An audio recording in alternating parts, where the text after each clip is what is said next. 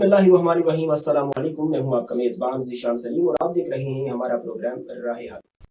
پاکستان سمیت دنیا بھر میں جہاں جہاں سٹار ایشیا نیوز کے پلیٹ فارم سے ہمارے پروگرام راہ حق کو دیکھا جا رہا ہے، پروگرام میں خوش آمدید کہوں گا۔ ناظرین کرام، میں نے لفظ بولا ہے راہ حق، تو اس کا مطلب یہ ہوا کہ اب ہم ایک نئے دور کا آغاز کرنے جا رہے ہیں،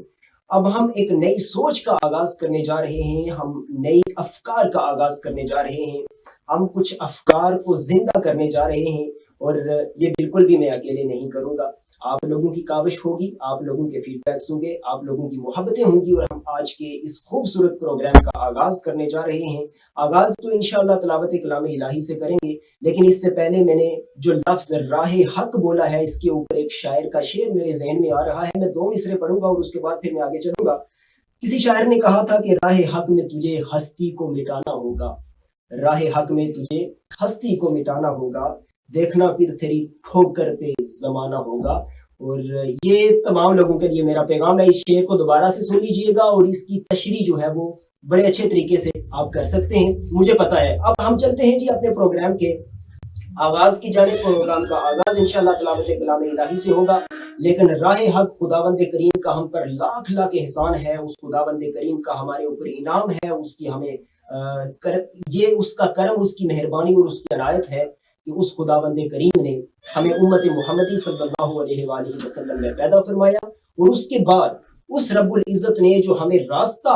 دکھایا ہے، وہ راستہ حق کا راستہ ہے، وہ راستہ سچ کا راستہ ہے، وہ راستہ قرب الہی اور قرب محمدی صلی اللہ علیہ وسلم کا راستہ ہے، اور وہ راستہ بے راہ روی سے ہٹا کر راہ راست پہ لانے والا راستہ ہے۔ اب ہم نے وہ راستہ دیکھ تو لیا ہے، لیکن بڑا خوبصورت کویسچن یہاں پہ یہ ہے جو میں آج کے مہمان سے بھی کروں گا، اور اسی کے اوپر آج کا ہمارا یہ پورا پروگرام، بلکہ میں کہتا ہوں ہمارا یہ جو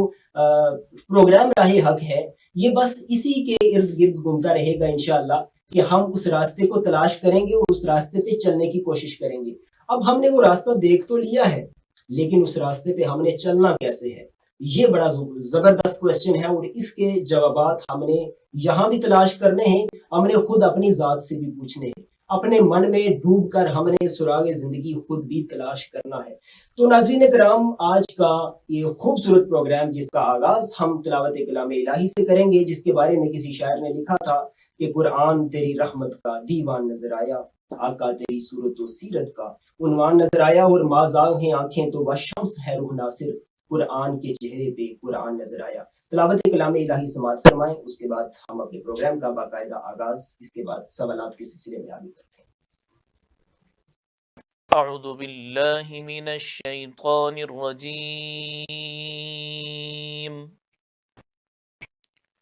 بسم اللہ الرحمن الرحیم،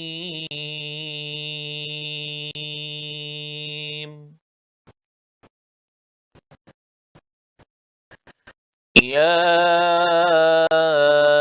ایہا الذین آمنوا اذکروا اللہ ذکرا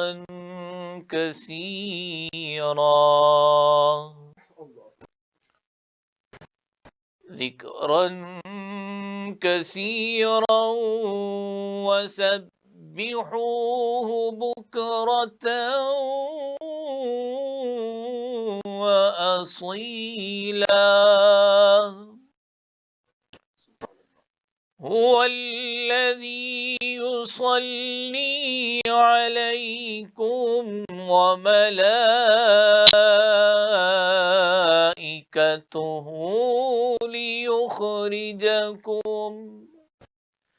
ليخرجكم من الظلمات إلى النور،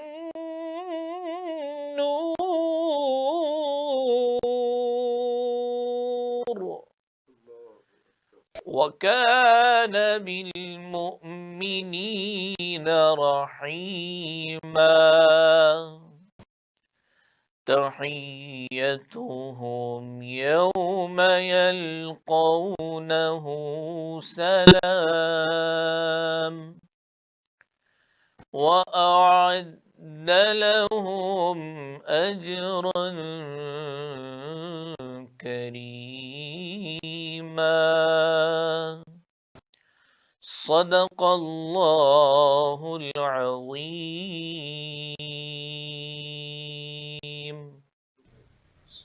سبحان اللہ، جزاک اللہ، جزاک اللہ، ماشاء اللہ. اللہ پاک آپ کی آواز میں مزید برکتیں عطا فرمائے. سلسلہ نعت، چند اشعار نعت کے سماعت فرمائیں، اس کے بعد ہم سوالات و جوابات کا سلسلہ انشاءاللہ شروع کریں گے، اور نعت رسول مقبول صلی اللہ علیہ وآلہ وسلم سنیے گا. چونکہ ایک تو میرے نبی حضور جان کائنات صلی اللہ علیہ وآلہ وسلم کی مدح سرائی ہے، اور دوسری خاص بات یہ کہ یہ جو آواز ہے، جس ننھے پھول کی آواز ہے، جس خوبصورت بچے کی آواز ہے، وہ بچہ آج اس دنیا میں نہیں ہے. وہ میری مراد مرحوم حافظ محمد نعیم صفدر جیلم سے ان کا تعلق ہے. خطۂ پاکستان کا ایک جانا پہچانا نام شہر جیلم سے ان کا تعلق ہے، اور اپنی خوبصورت آواز، ان کی تلاوت میں بھی، ان کی نعتیں بھی میں نے سماعت کی ہیں. ماشاءاللہ اللہ پاک نے یہ ملکہ عطا فرمایا تھا انہیں، لیکن اللہ کریم ان کی اسی نعت کی بدولت بخشش فرمائے، مغفرت فرمائے. اسی کے ساتھ ہم نعت کے چند اشعار سنیں گے، اور اس کے بعد سوالات و جوابات کا سلسلہ انشاءاللہ شروع. دست قدرت نے ایسا بنایا تجھے، دست قدرت نے ایسا بنایا تجھے، جملہ اوصاف سے پھر سجایا تجھے، دست قدرت نے ایسا بنایا تجھے، جملہ اوصاف سے پھر سجایا تجھے، سجایا اے ازل کے حسین، اے ابد کے حسین، اے ازل کے حسین، اے ابد کے حسین، تجھ سا کوئی نہیں،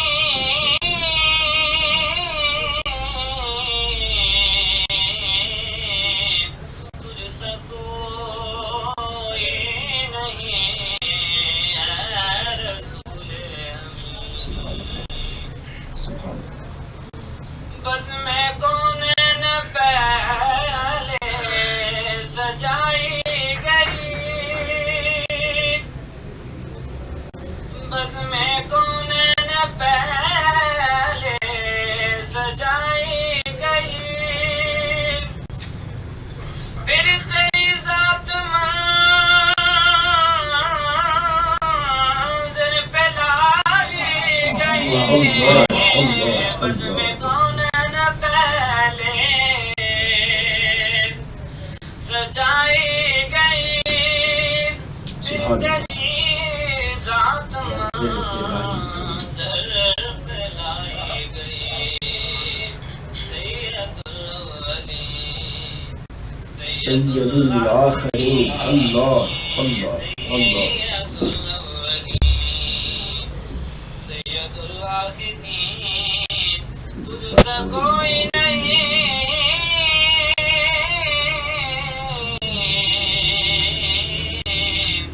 تجھ سا کوئی نہیں، ہے یہ اپنا عقیدہ، بس تجھ کو یقین،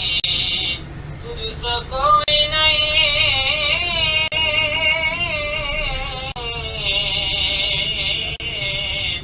تجھ سا کوئی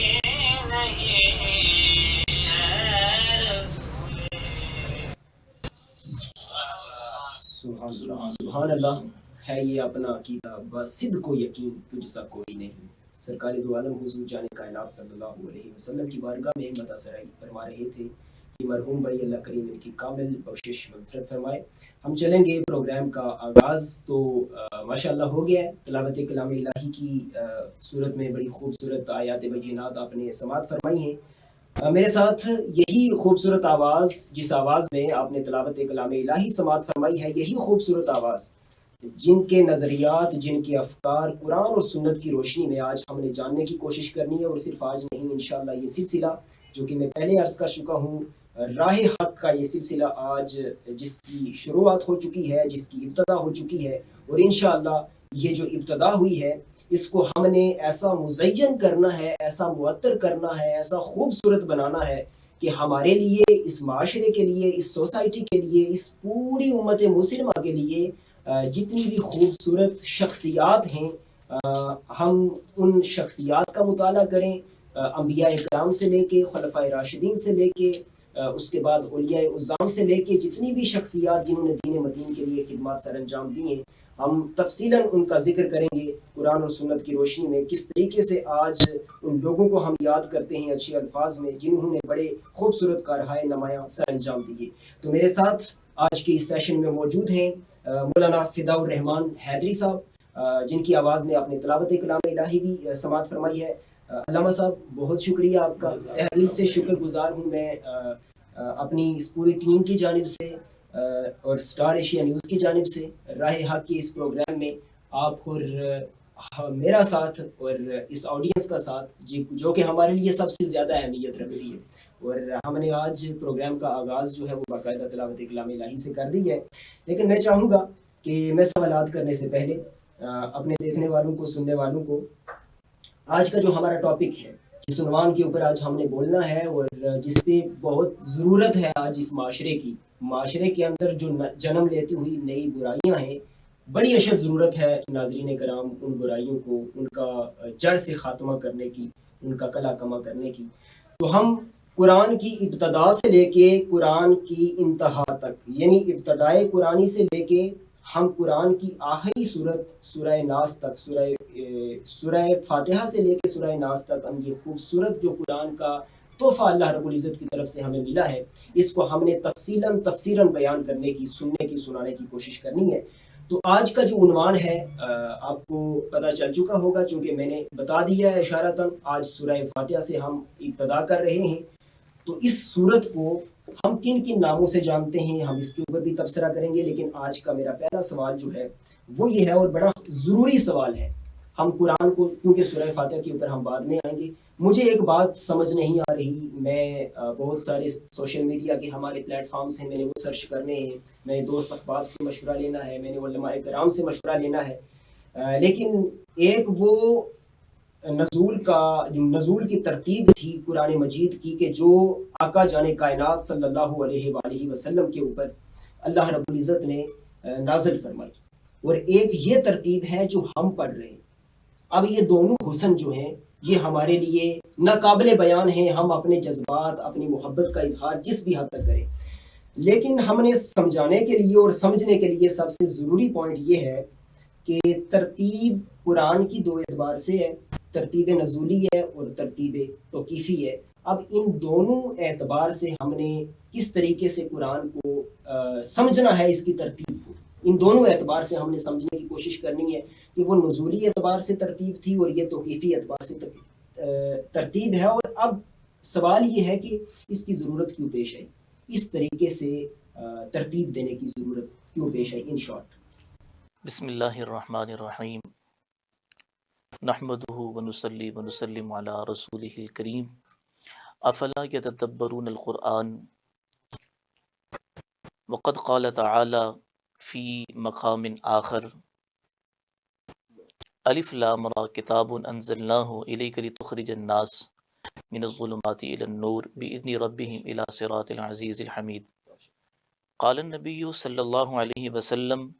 خیرکم من تعلم القرآن وعلمہ او کما قال علیہ الصلاۃ والتسلیم۔ میں اپنے ابتدائیے میں سٹار ایشیا کا، اس پروگرام کی ٹیم کا، آپ کا، اور جو آج میری اس گفتگو کا سبب بنے ہیں کسی بھی درجے میں،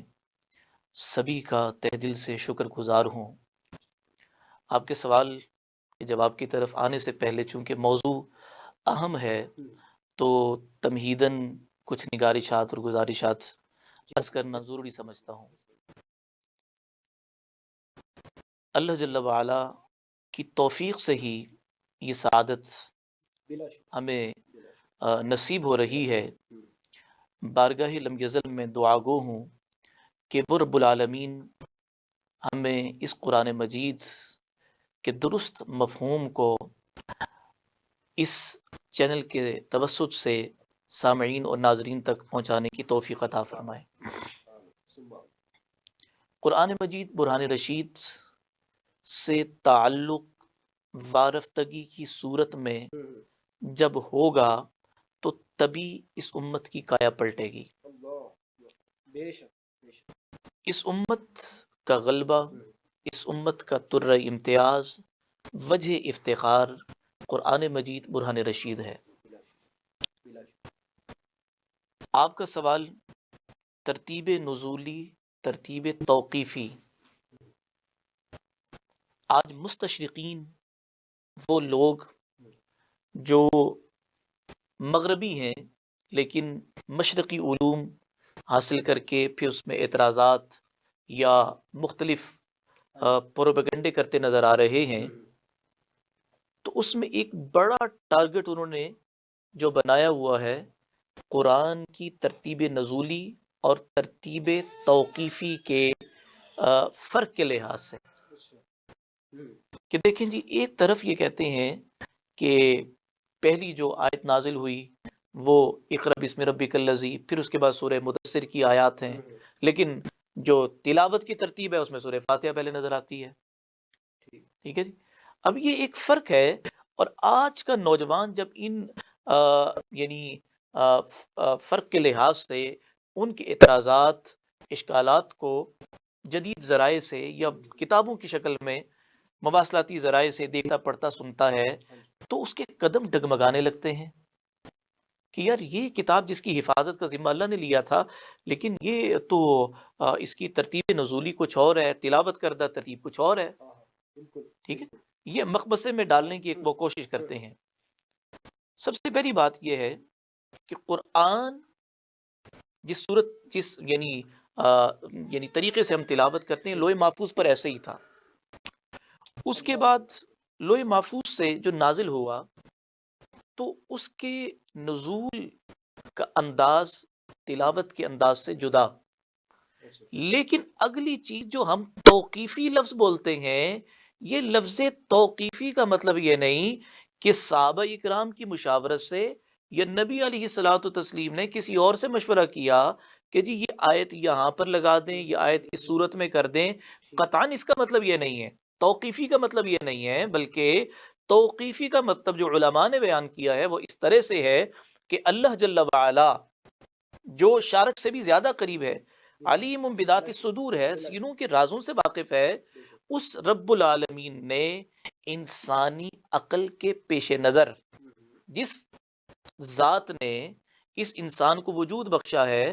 وہ اس کے خیالات و تصورات، اس کی اداؤں سے وہ واقف نہیں ہوگا تو کون ہوگا؟ اس ذات اقدس کے حکم سے یہ ترتیب توقیفی اسی کے حکم سے ہے۔ نبی علیہ الصلوۃ والتسلیم نے حضرات صحابہ اکرام علیہم الرضوان کو یہ ترتیب سے قرآن لکھوایا۔ ٹھیک ہے، اس لیے یہ اس طرح کا مطلب خیال آنا کسی ذہن کے کونے خدرے میں کہ جناب والا یہ تو شاید یہ ایسے ہو گیا تھا، انسانوں کی مشاورت سے یہ ترتیب نہیں ہے، یہ رب العالمین کے حکم سے ہے، جسے ترتیب توقیفی کہا جاتا ہے۔ اچھا مفتی صاحب، یہ جو نقطہ آپ نے بیان کیا ہے یہ حکم ربی ہے جی بالکل، اور اس کے پیچھے آپ نے ایک پس منظر بھی دیا ہے، یقیناً ایک بے شمار لوگوں کے لیے، میرے دیکھنے والوں کے لیے، ہمارے سامعین و ناظرین کے لیے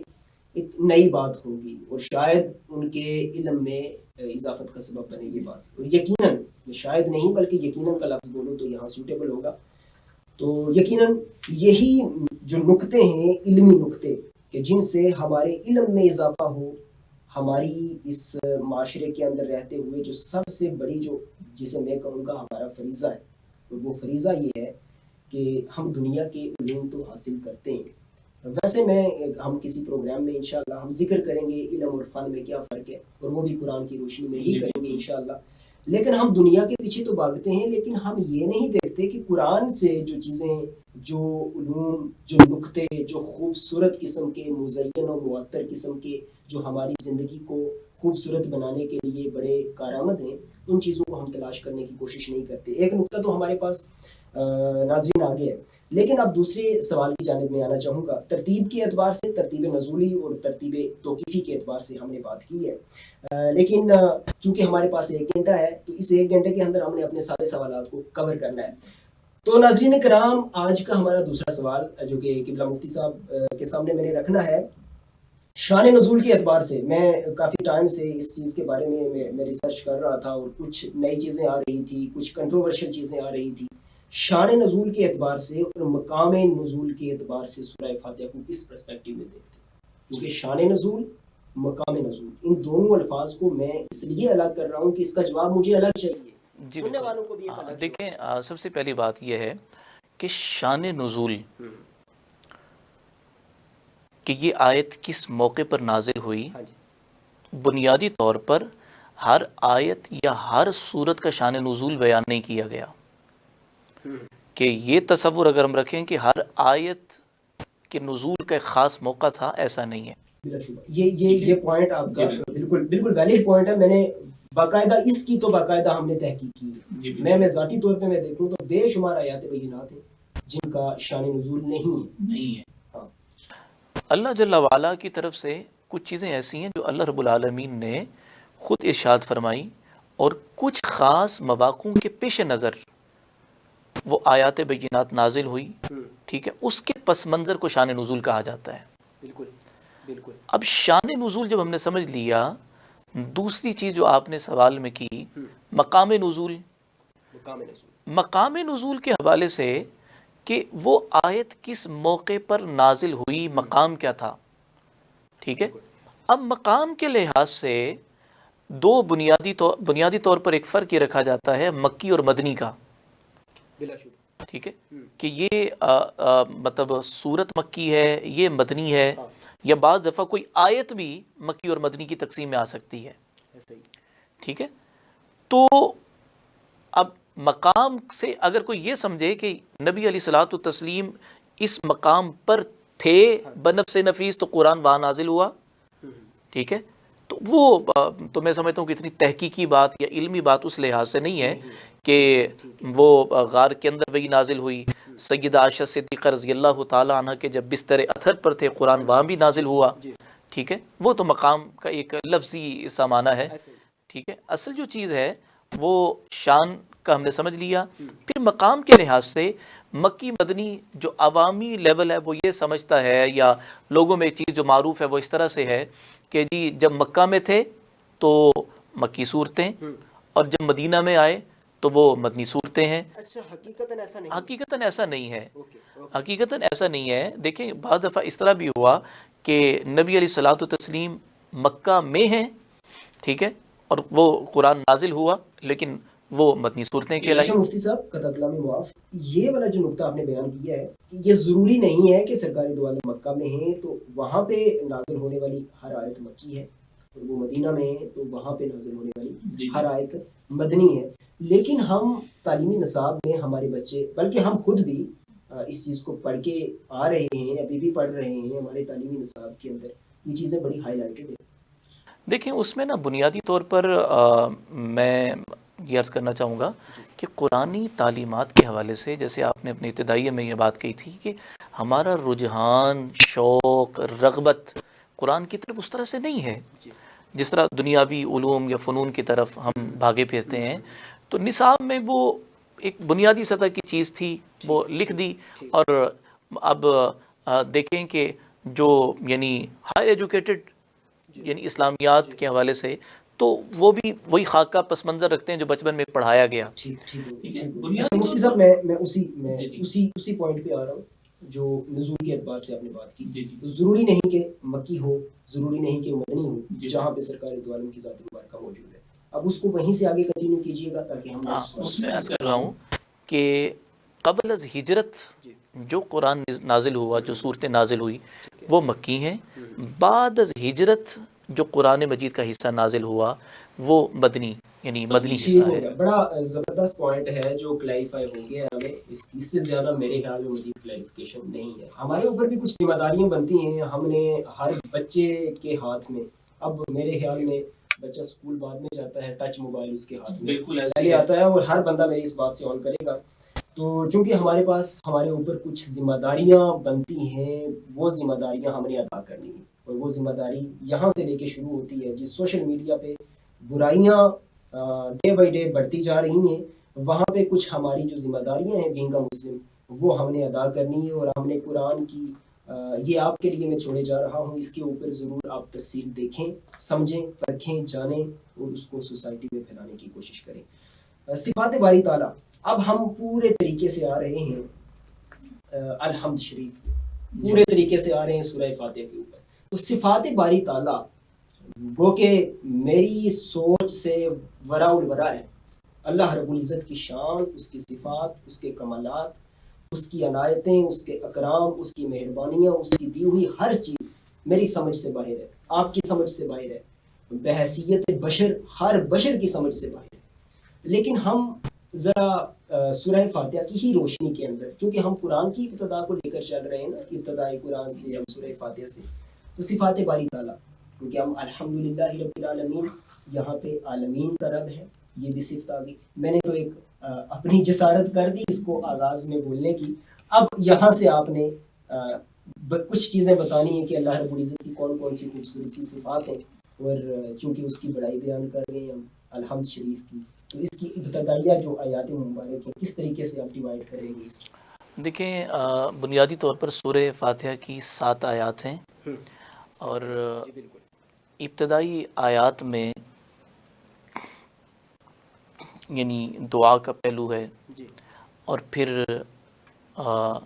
یعنی رب العالمین سے درخواست ہے، پھر آخری 3 آیات میں جو ہے نا اس کے نتائج اگر ہم دیکھ لیں تو وہ ہمیں ملتے ہیں۔ دوسری چیز یہ کہ قرآن مجید برہان رشید کا جو اسلوب ہے نا، یہ تحریری نہیں ہے، تقریری ہے، تقریر کا انداز ہے، ٹھیک ہے۔ بالکل، اس میں تنبیہ بھی ہے، اور جی بالکل تنبیہ کا انداز بھی ہے۔ قرآن مجید کا اسلوب ایک بتا رہا ہوں کہ تنبیہی انداز ہے، تقریری انداز ہے، اور پھر ابھارتا بھی ہے، سمجھاتا بھی ہے۔ سورہ فاتحہ اسے مفسرین نے قرآن کا متن کہا ہے، پھر سارا قرآن اس کی شرح ہے، اس کی تشریح ہے۔ بلکہ میں نے کچھ مقامات پہ پڑھا ہے ام القرآن بھی کہا، ام القرآن، ام الکتاب، ٹھیک ہے نا، اس کے جو نام ذکر کیے گئے ہیں۔ تو جب سارے قرآن کا یہ متن ہے، اور آپ یہ دیکھیں کہ قرآن کی ابتدا میں سورہ فاتحہ، نماز کی ابتدا میں یعنی نماز میں ہم فاتحہ پڑھتے ہیں، ٹھیک ہے، پھر اسی طرح سے اللہ کے نبی صلی اللہ علیہ وسلم نے فرمایا کہ ہر بیماری کی شفا اس میں رکھ دی۔ اور اب صفات باری تعالیٰ، شفا سے مجھے یاد آیا کہ سورہ فاتحہ کا نام اشفا بھی ہے، اشفا بھی ہے۔ تو الحمدللہ رب العالمین، اس مختصر سے جملے میں کہ تمام تعریفیں اس اللہ کے لیے جو جہانوں کا رب ہے۔ اب تمام تعریفیں دیکھیں کس طرح سے میں آپ کی گفتگو کی تعریف کرتا ہوں، میں آپ کے اردو الفاظ تراکیب کی تعریف کرتا ہوں کہ جی خوبصورت انداز گفتگو ہے، یہ تعریف رب العالمین کی ہے۔ میں اس کائنات کے حسین مناظر دیکھ کر ان کی تعریف کرتا ہوں، وہ بھی رب العالمین کی ہے۔ کیا بات، میں کسی کے ظاہری حسن کو دیکھ کر تعریف کرتا ہوں، رب العالمین کی تعریف ہے۔ الحمدللہ رب العالمین، لفظ اللہ یہ ذاتی یعنی باری تعالیٰ کا ذاتی نام آ گیا۔ رب العالمین، اب رب پر آتے ہیں تو رب اس ذات کو کہتے ہیں جو درجہ بدرجہ کسی کو پالے، تدریجاً کسی کی تربیت کرے۔ ماں کے پیٹ میں پالنے والی ذات رب العالمین، ماں کی گود میں پالنے والی ذات رب العالمین، قدم اٹھتے گر